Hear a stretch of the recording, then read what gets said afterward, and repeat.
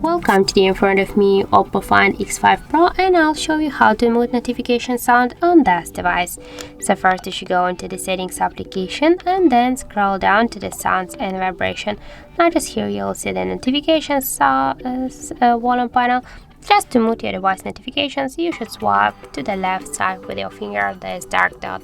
And that's it. Also, we got the second way how we can do that, just by using the volume buttons. Here, press up or down volume button, that doesn't matter.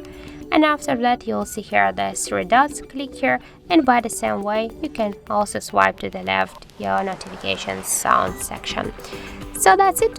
That's how to put notifications on our Oppo device. Thank you for watching, and if you find this video helpful, don't forget to leave a like, comment, and to subscribe our channel.